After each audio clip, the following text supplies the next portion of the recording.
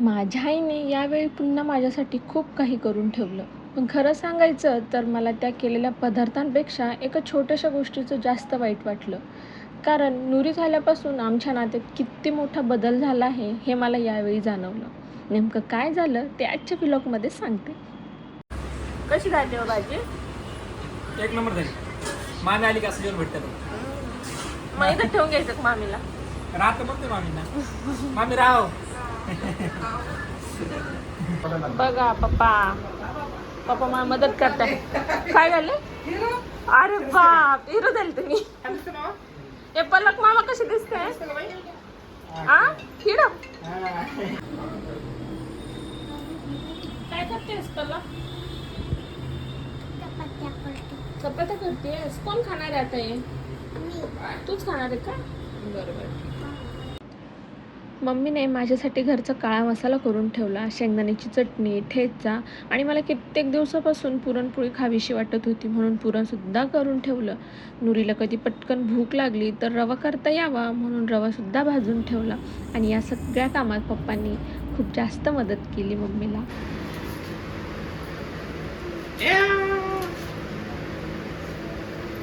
पलक काय करतेस का? ए पलक. मम्मी पप्पा निघणार म्हटलं की त्यांच्यासाठी डब्बा करून द्यायचा, काय भाजी आवडते ते बघायचं आणि तो डब्बा त्यांच्या हातात द्यायचा. पण नुरी झाल्यापासून सगळंच बदललं. आता मम्मी स्वतः भाजीपोळी बनवते आणि घेऊन जाते. खरं सांगायचं तर हे बघून खरंच खूप वाईट वाटतं.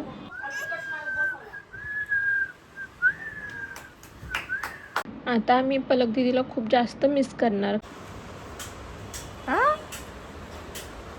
बाबा. नुडी नुडी बाय. तोंडात नाही घालू बब्बू. अरे. खायला दिले. हे घे तू, हे घे.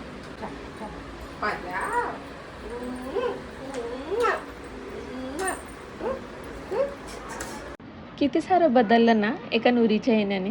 पण एक गोष्ट मात्र अजिबात बदलली नाही, माझ्या मम्मी पप्पाचं माझ्यावरचं प्रेम.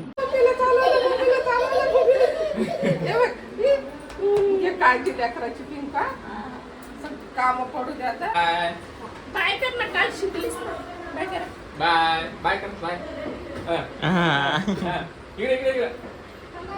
बाय. आली का? नाही ती याची. बाय बाय कर.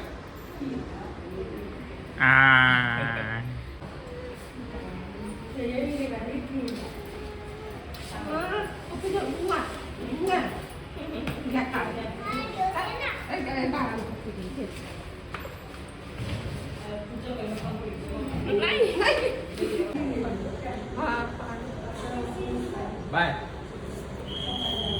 काही दिवस आमच्या दीदी होत्या आणि थोडे दिवस मम्मी पप्पा पण आलेले, तर मला खूप छान वाटलं. आता बघा नुरीला सांभाळायला कुणीच नाही, कशी फजिती होती तर माझी. काही क्लिप्स पण मी ॲड केल्यात, बघा नक्की. बाय. ठीक आहे मामा, जा आरामात. आता हो ना ते चल इकडे इकडे, चल चल बबड्या, चल चल इकडे, चल चल.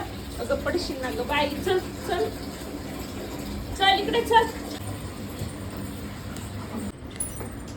बघा माझ्या लेकीला कसे रिकामे कामं करायचे आहेत. तर फरशीवरची बारीक मधली बारीक गोष्ट शोधून तिला खायची असते.